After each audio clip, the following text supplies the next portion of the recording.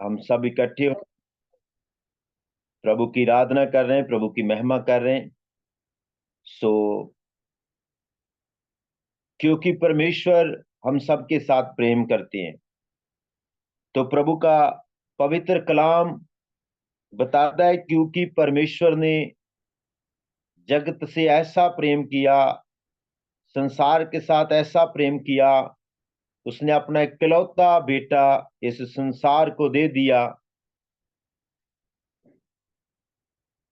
जो भी कोई उस पर विश्वास करेगा वो नाश नहीं होएगा, परंतु हमेशा हमेशा का वो जीवन पाएगा। सो प्रभु का धन्यवाद करते हैं कि हम सबके साथ प्रभु ने प्रेम किया। प्रेम क्यों किया? क्योंकि हम देखते हैं कि वचन में जब रोमियो की पत्री उसका 5 अध्याय में पढ़ते हैं और 3 अध्याय में पढ़ते हैं, तो एक मनुष्य के द्वारा पाप संसार में आया और संसार में मृत्यु आई। और वचन में लिखा हुआ है, सो सभी परमेश्वर के उस प्रताप से रह गए। और वचन कहता है कि सबने पाप किया। तो प्रभु का वचन कहता है कि मनुष्य ने हर एक योजना, हर एक वो काम करने की कोशिश की कि उसका रिश्ता जो था वो परमेश्वर के साथ मिल जाए। जैसे बागे अदन में आदम का रिश्ता था, वो परमेश्वर चाहता है कि वैसा ही मनुष्य का रिश्ता जो परमेश्वर के साथ जुड़ जाए। तो मेरे प्रियो, मनुष्य ने हर एक योजना की, हर एक प्लानिंग किया, सब के सब प्लानिंग फेल हो गए मनुष्य की ओर से जो थे। लेकिन मेरे प्रियो, जो परमेश्वर की प्लानिंग थी, जो परमेश्वर की योजना थी, वो था कि एक मनुष्य के पाप के कारण स्वर्ग से कोई मनुष्य बनकर पृथ्वी में जाकर उस मनुष्य में जो पाप की दिशा है वो पाप में पड़ गया है। जो पाप के कारण मृत्यु आई है, पाप के कारण श्राप आए, पाप के कारण बीमारियां आई, पाप के कारण जो आयु है वो कम हो गई। पाप जैसे जैसे बढ़ता गया तो वैसे वैसे ही आदमी की, जो मनुष्य की आयु थी, वो कम हो गई। हम देखते हैं कि जो पाप की चिंगारियां हैं वो संसार में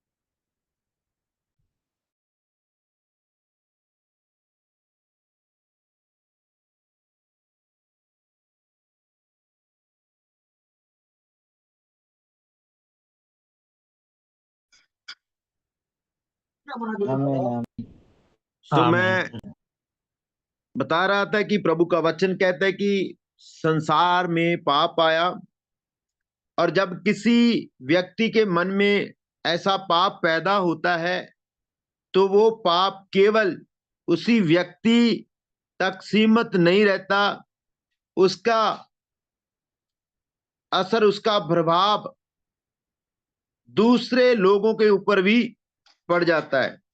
वो धीरे धीरे पड़ोसियों, समाज में वो ऐसा भयंकर हमला कर कर वो मिटा देता है। जैसे समंदर में अगर हम पत्थर फेंकते हैं तो उसकी जो तरंगे होती है वो पूरी तालाब में, वो पूरे समुद्र में फैल जाती है। तो वैसे ही पाप का भी जो असर है, पाप का भी जो प्रभाव है, वो धीरे धीरे हर एक इंसान के अंदर वो कार्य करता है।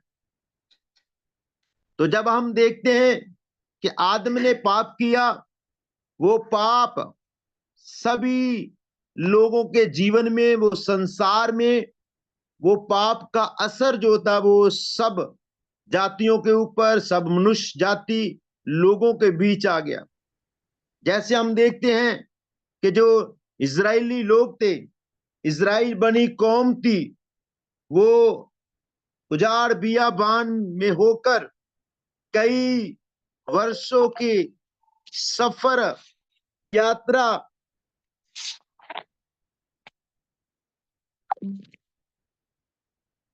सफर के बाद वो वाचा के वायदे के उस देश की सीमा में पहुंचे, तो वहां परमेश्वर ने इज़राइल बनी कौम के लिए बड़े बड़े अद्भुत कार्य किए, चमत्कार किए, बहुत सारी आशीषें दी। तो मेरे प्रियो, जब हम देखते हैं यरीहो की शहर नाम उन्हीं के सामने जो गिर पड़ी थी, तो वचन बताता है कि परमेश्वर ने उनके आगे और पीछे होकर ऐसे बड़े बड़े अद्भुत कार्य किए, अद्भुत काम किए। और जितने भी इज़राइल बनी कौम ने युद्ध किए थे, वो यरीहो के लोग जो थे, वो सभी लोग उनके हाथ में दे दिए इज़राइल बनी कौम को। सारा देश, सारा यरीहो इज़राइल बनी कौम के अधीन कर दिया परमेश्वर ने।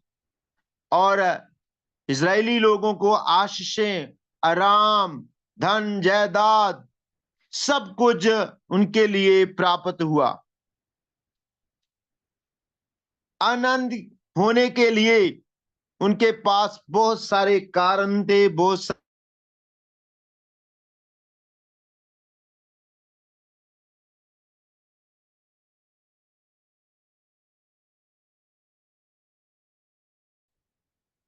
में हैं, तो ये सब हमें मिलता है। परंतु परमेश्वर ने उनके लिए एक बात ये कही थी कि जब तुम जितने जो कुछ भी उस यरीहो के बीच में, जो कुछ भी सोना चांदी कपड़ा, जो कुछ भी वहां से मिले, जो कुछ भी तुम काबू में कर लोगे, तो एक बात याद रखना, स्मरण रखना, वहां के सोना चांदी या किसी खास वस्त्र का लालसा और मतलब उनका लालच नहीं करना। तुम इन सभी वस्तुओं से अपने आप को बचाकर रखना है, अलग रखना है। तो जितना भी उस यरीहो के बीच मिलेगा, तो वो सब कुछ क्या कर देना, नाश कर देना। तो मेरे प्रियो, मैं आपको बताना चाहता हूं कि वहां हम देखते हैं कि एक ऐसा मनुष्य था जो उसने वो सब कुछ चोरी कर लिया, उसके अंदर वो पाप आ गया। तो प्रभु का वचन कहता है उसके अंदर वो लालच आ गया, लोभ आ गया, वो लालसा बढ़ गई उनके अंदर, वो सब कुछ उसने चुरा लिया। किसी मनुष्य को पता नहीं था, किसी इंसान को मालूम नहीं था, लेकिन वो ही इंसान जो अकान नाम का मनुष्य था वो ही जानता था। उसने वहां से चुरा लिया। तो प्रभु का वचन कहता है, सो इजरायली लोगों का जो नेक्स्ट युद्ध था, वो अगला युद्ध था, वो होने जा रहा था। लेकिन प्रभु का वचन कहता है, सो वो था आई तय नगर, और तय नगर में प्रभु के दास ने लोगों को भेजा, यहोशुआ ने, कि वो तय का, आई का शहर का वो भेद लेके लोग आए, और ताकि हम सभी उसके साथ युद्ध कर सके, लड़ सके। तो मेरे प्रियो, आगे युद्ध होने वाला था और युद्ध हुआ। थोड़े लोग उधर जाकर, प्रभु का वचन कहता है कि वो जब लड़ाई किया तो वो हार गए, इजरायली लोग हार गए। तो परमेश्वर का दास यहोशुआ प्रभु के आगे प्रार्थना कर रहा था कि क्यों प्रभु ऐसा हो गया, क्यों ऐसा हमारे साथ हमें हार का सामना करना पड़ा। तो मेरे प्रियो, वो प्रार्थना में बना रहा। तो इजरायली लोग जो लड़ाई के लिए किसी तरह की कोई भी तैयारी नहीं किया था, और उन्होंने 3,000 पुरुषों के उधर भेज दिया, और वो जाते जाते हुए ये कहते होंगे कि हम तो बड़ी बड़ी दीवारें गिरा दी, हम तो यरीहो की जो बड़ी बड़ी दीवारों को तोड़ दिया, तो ये शहर कौन सी बड़ी बात है। तो इजरायली लोग ये सोचते कि हम आसानी से ही हम उस जो शहर को जीत लेंगे। जो वो सोच रहे थे कि हम जो तय आई नगर को हम आसानी से ही जीत लेंगे, लेकिन वहां के लोगों ने, इजरायली लोगों के जो 2-3 हजार लोग थे, उनको मारा और भगा दिया, हरा दिया। लिखा 36 लोग वहां के हार गए, वहां से हार कर वो आ गए, मारे गए वो लोग। तब लोगों का दिल जो था, मन था, वो पानियों पानी हो गया, वो पिघल गया। प्रभु का दास रो रहा था, आंसू बहा रहा था, अपने कपड़े फाड़ रहा था। तो प्रभु का वचन कहता वो प्रार्थना में बना रहा। प्यारे प्रियो, मेरे बहनों भाइयों, हो सकता है कि आप परमेश्वर के ऊपर कितना विश्वास रखते हो, कितना बड़ा विश्वास के द्वारा आपके जीवन में बड़े बड़े काम हुए होंगे, परंतु जिस बात को तुमने व्यर्थ समझ लिया, व्यर्थ समझकर छोड़ दिया, आज उसी के आगे आप हार कर, आप शर्मिंदा होकर भाग रहे थे।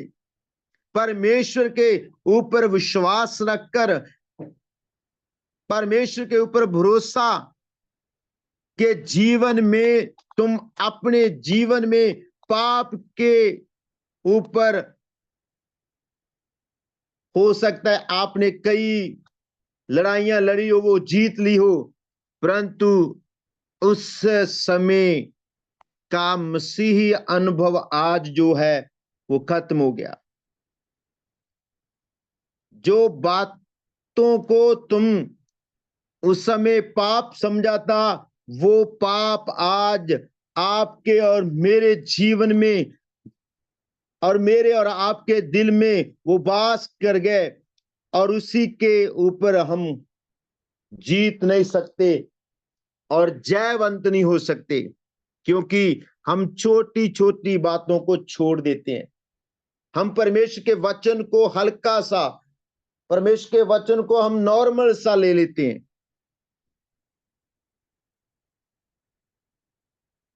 तो इस युद्ध में इजरायली लोग हार गए, लोगों के सामने उनको शर्मिंदा होने पड़ा।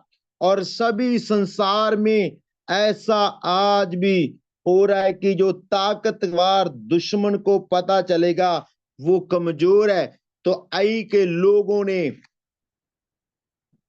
वो आई के लोग जो थे वो जीत गए, इजरायली लोग हार गए। तो मेरे प्रियो, यहोशुआ प्रार्थना कर रहा था, उसको समझ नहीं आ रहा था कि क्या कैसा हो गया। परमेश्वर ने यहोशुआ को बोला कि उठ खड़ा हो जा, तू क्यों पृथ्वी के ऊपर अपना पड़ा हुआ है।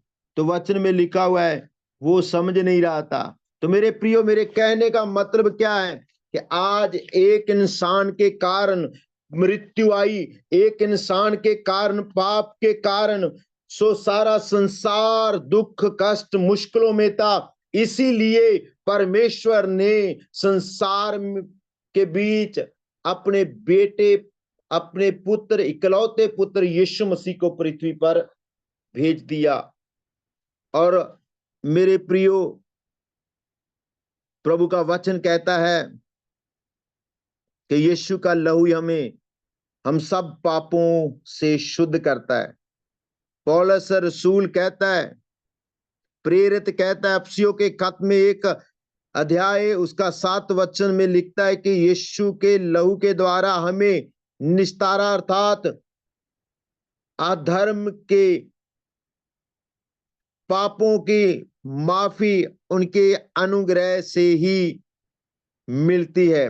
सो प्रभु का अनुग्रह हुआ, परमेश्वर का फजल हुआ कि हमारे गुनाह जो थे अपने बेटे परमेश्वर ने अपने पुत्र यीशु मसीह पर दे दिए।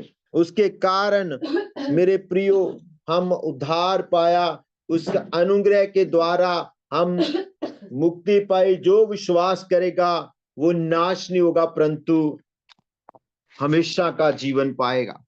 तो इसलिए जो पाप एक मनुष्य ने किया, परमेश्वर ने अपने इकलौते पुत्र यीशु मसीह को भेजकर उसको छुटकारा दिया। तो एक पाप के कारण ऐसा बीमारी, ऐसा मुश्किल, ऐसा हार का सामना करना पड़ा। हर समय मुश्किल ही मुश्किल थी, लेकिन यीशु मसीह किसी का धर्म, जात, मजहब नहीं बदलते। जो यीशु पर विश्वास करते हैं वो उद्धार पाते हैं।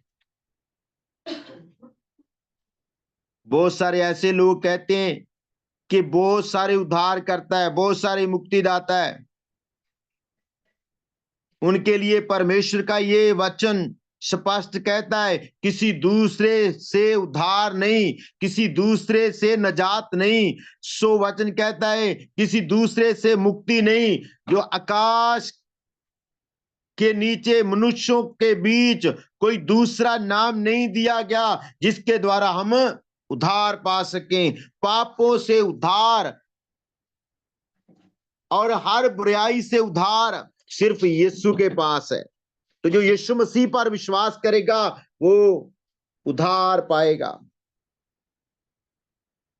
तो मेरे प्रियो, प्रभु यीशु मसीह बहुत सारे लोगों को आशीष और निजात देना चाहते हैं।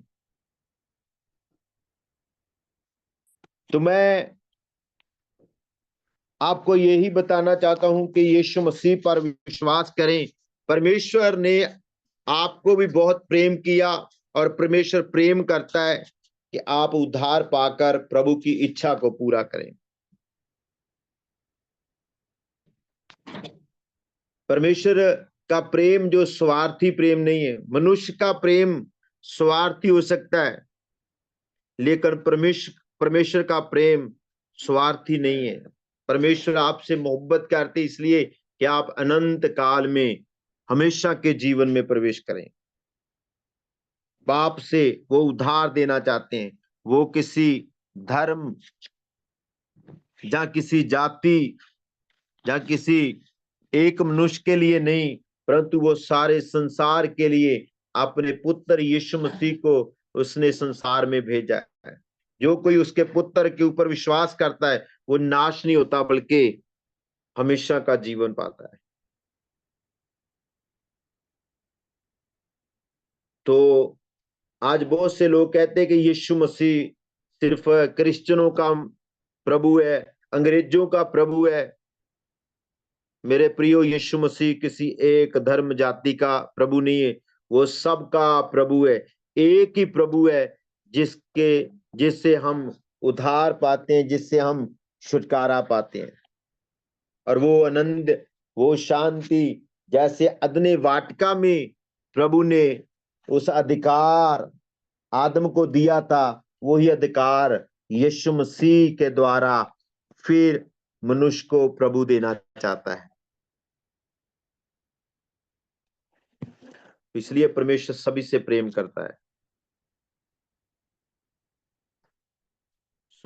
इसलिए आप विश्वास करें, क्योंकि यीशु सबके लिए मारा गया, गाड़ा गया, तीसरे दिन मुर्दों में से जीवित हुआ। जितने लोगों ने विश्वास किया कि यीशु मेरे पापों के लिए मारा गया, मेरे गुनाहों के लिए मारा गया, गाड़ा गया, तीसरे दिन मुर्दों में से जी उठा, और आज भी वो जीवित है।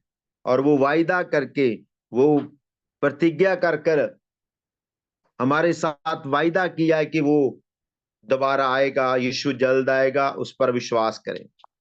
जितने लोगों ने यीशु मसीह पर विश्वास किया, छुटकारा पाकर आगे बढ़े।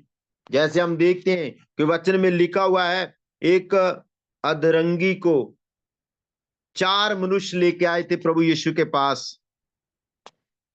कितनी मेहनत किया उन लोगों ने। तो वचन में लिखा, यीशु मसीह ने क्या कहा उस आदमी को, उस अधरंगी को? प्रभु यीशु ने कहा, हे पुत्र, तेरे पाप क्षमा हुए। और अपनी चारपाई उठा तो घर को चला जा। तो मेरे प्रियो, वो मनुष्य सभी के सामने उठकर अपनी चारपाई उठाकर जा रहा है। तो लोग क्या कह रहे हैं? परमेश्वर के बिना कौन पाप माफ कर सकता है?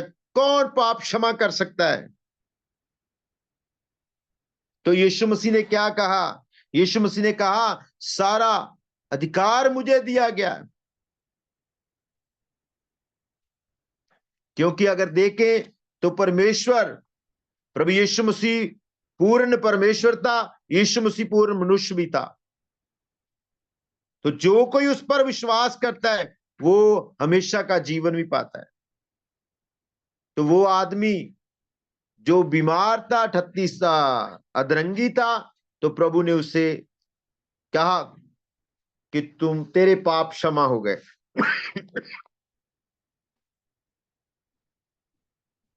तो मेरे प्रियो, आज वो ही प्रभु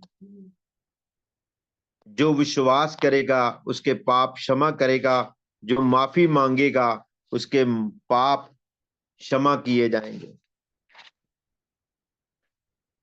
मैं पहले बता चुका हूं कि जैसे हो सकता है आपने आपके जीवन में बड़े बड़े काम परमेश्वर ने किए होंगे, लेकिन आपको एक पाप के कारण शर्मिंदा होना पड़ रहा है, दुख बीमारियों का सामना करना पड़ रहा है। लेकिन प्रभु आपसे प्रेम करते कि आप अपने मुंह से क्या करें? अंगीकार करें और हृदय से विश्वास करें। और प्रभु आपके जीवन में बड़ा बड़ा कार्य करना चाहता है, आशीष देना चाहता है, और इससे बढ़कर अनंत काल का जीवन देना चाहता है। वो नहीं चाहता किसी भी जान का नाश हो। वो नहीं चाहता कोई भी इंसान हमेशा की नरक की आग में जाए। वो चाहता है सभी के सभी लोग बचाए जाए, उद्धार पाए। उस पर विश्वास करें। वो एक केवल मात्र यीशु ही है जो आपको नया जीवन दे सकता है। एक यीशु मसीह ही है जो अनंत काल का जीवन दे सकता है। एक यीशु मसीह ही है जो आपको खुशियां दे सकता है, आशीष दे सकता है। तो आप यीशु मसीह पर विश्वास रखें और प्रभु आपके जीवन में बड़े मिराकल, बड़े अद्भुत कार्य करना चाहता है। तो प्रभु इन वचनों के द्वारा आपको बहुत ताय से आशीष दे। तो आगे का समय जो है प्रभु के दास के हाथ में सौंप देते हैं।